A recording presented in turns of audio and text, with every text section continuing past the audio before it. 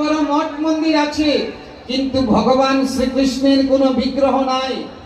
তাই এগুলোকে মনে করতে হবে যে এগুলো সঠিক পথ নয়।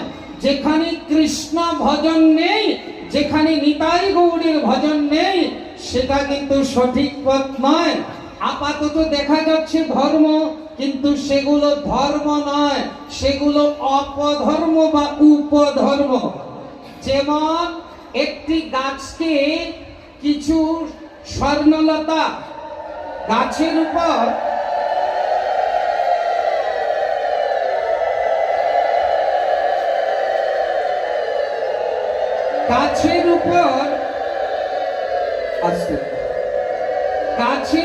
যেমন রিফুজিলত বা স্বর্ণলতা পরগাছায় গাছকে ঢেকে ফেলে, গাছকে দেখা যায় না, মূল গাছকে দেখা যায় না, তেমনি বর্তমানে আমাদের মূল সনাতন ধর্মটাকে বিভিন্ন অপধর্ম উপধর্মে একেবারে ছেড়ে দিয়েছে।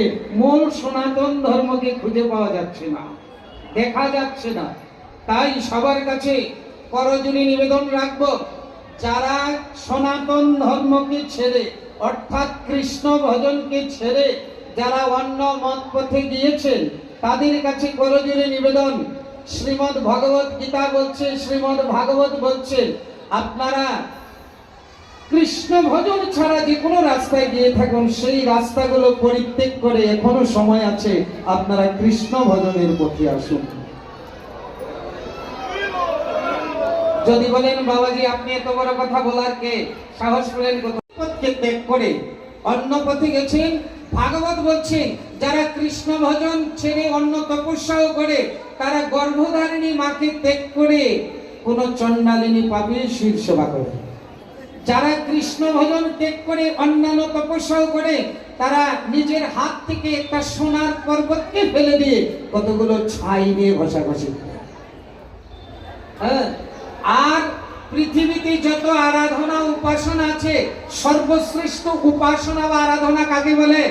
স্কন্দ পুরাণ বলছে আরাধনানাং সর্বেষাং বিষ্ণুর আরাধনাং পরং তস্মাৎ পরতরং দেবী তদীয়ানাং সমর্চনম।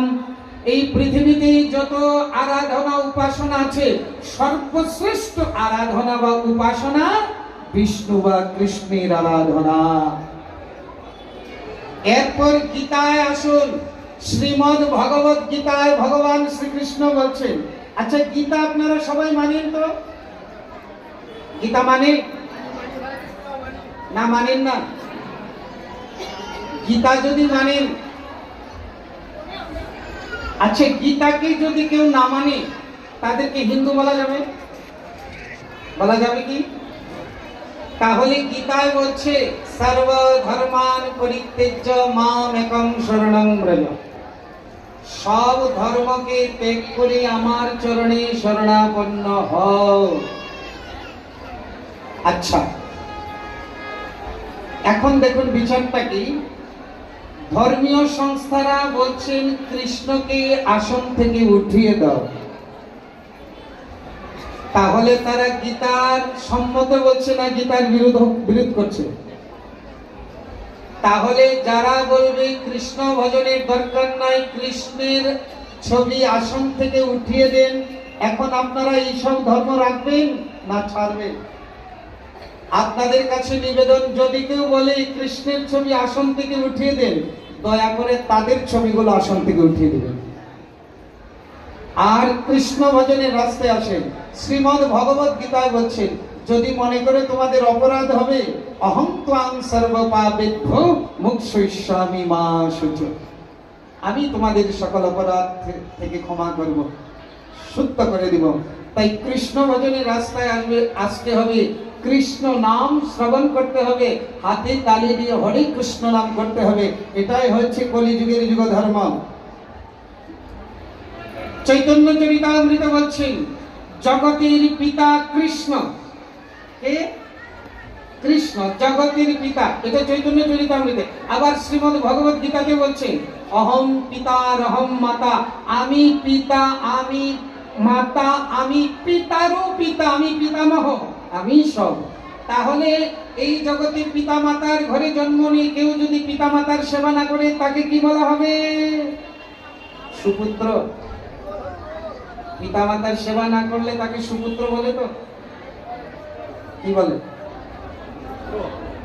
আচ্ছা, তাহলে পিতামাতার সেবা না করলে যেমন সে কুপুত্র, তেমনি জগৎ পিতার যদি সেবা না করে, জগতের পিতা কৃষ্ণ যে না ভোজে বাপ, পিতৃদ্রোহী পাতকীর জন্মে জন্মে তা।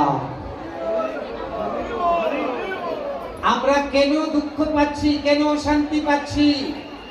একমাত্র কৃষ্ণকেই ভুলে গেছি, ভগবানকে ভুলে গেছি। কৃষ্ণ ভুলি সেই যে অনাদি বহির্মুখ, সেই কারণে মায়া তারে দেয় সংসার দুঃখ। আমরা দুঃখের কারণ, আমাদের দুঃখের কারণ আমরা কৃষ্ণ ভুলে গেছি, একমাত্র কারণ।